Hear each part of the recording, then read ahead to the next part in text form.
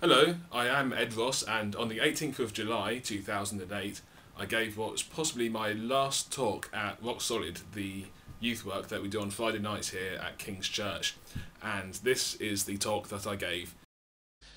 Now, last week Dan spoke about Stephen, and this week I'm going to speak about Stephen. So, anybody remember who Stephen was in the Bible? So? You? No? No? Anybody else? From the Bible? Emma? He did get stoned. Okay, so this is just a brief history of coming up to when he got stoned.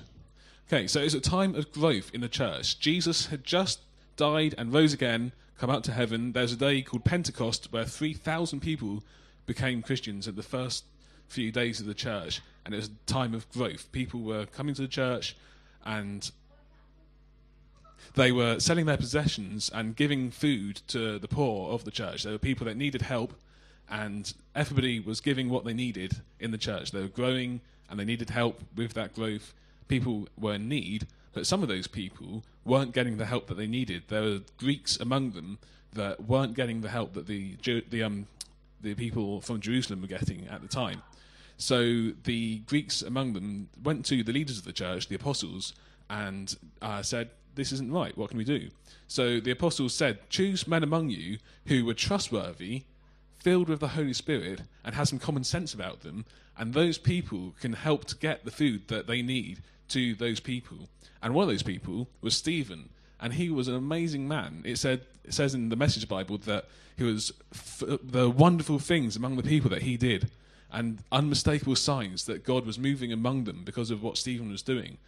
But because of that, there was opposition, there was persecution. People that were seeing this, some of them didn't like it because of what he was saying, what he was doing. As Dan said last week, he was telling the truth. What happened was they came to him and challenged him on this, the Jews around at the time, because of what was going on.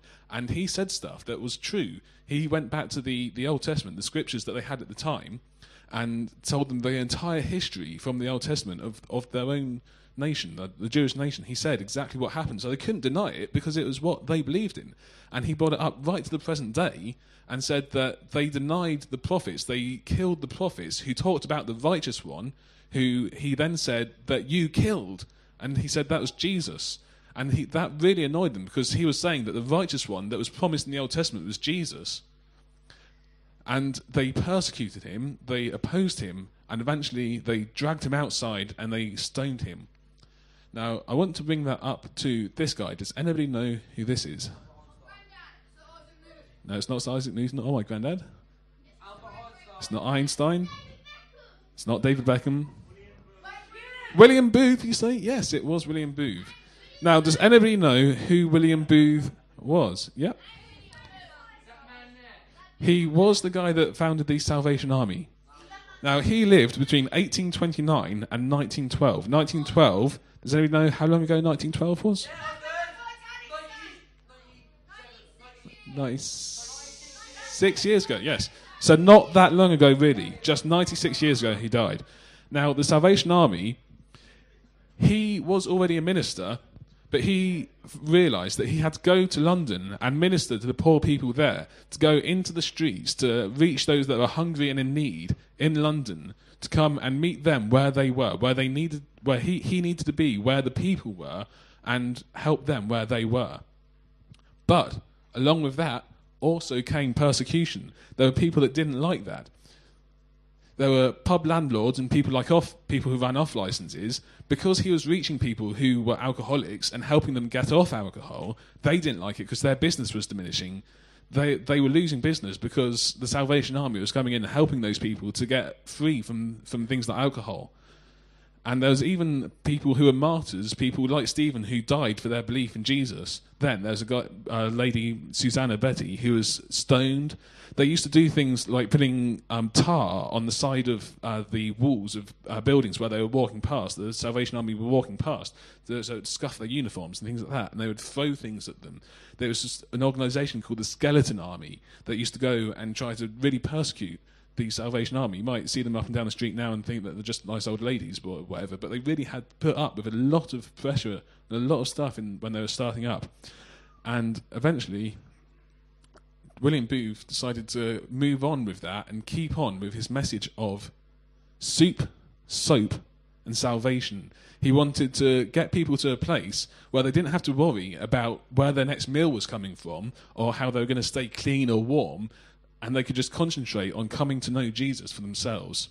And he did this for all his life, but eventually he did grow ill and died, and this is a little clip of his funeral.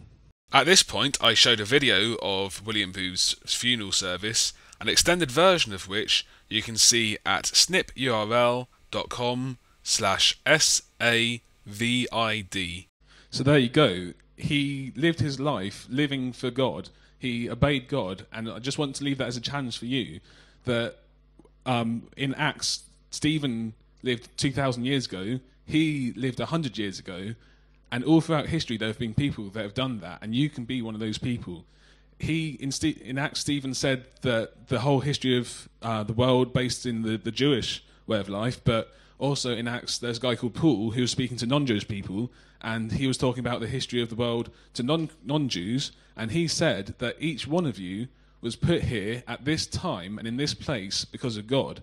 It wasn't an accident. None of you are here by accident. It wasn't a mistake that you're here. It's not a mistake that you're living now. It's not a mistake that you're living where you're living. You're living here to get to know God better. This is the best time that you can learn to know God, that you can choose him for yourself. And this is something that Jesus said in John 14. The person who trusts me will not only do what I am doing, but even greater things.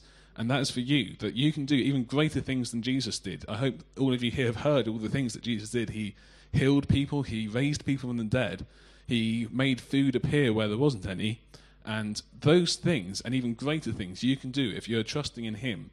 So I just want to leave that as a challenge for you, that you can come to any of us leaders tonight and say that you want to know more about that and you want to follow him. And I just really encourage you to do that. So, thank you.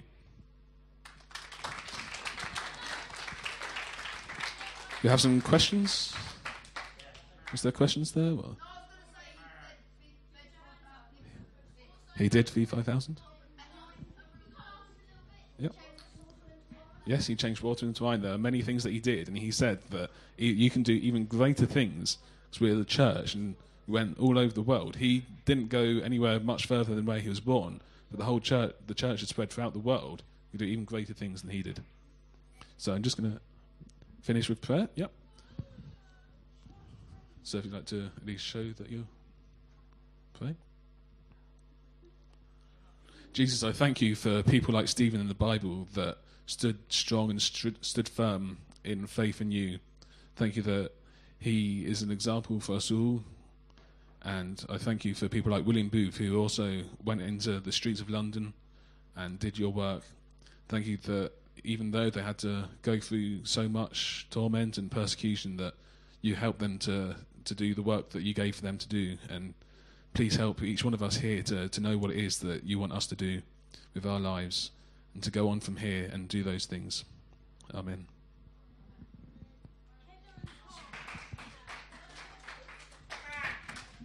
Thanks for watching.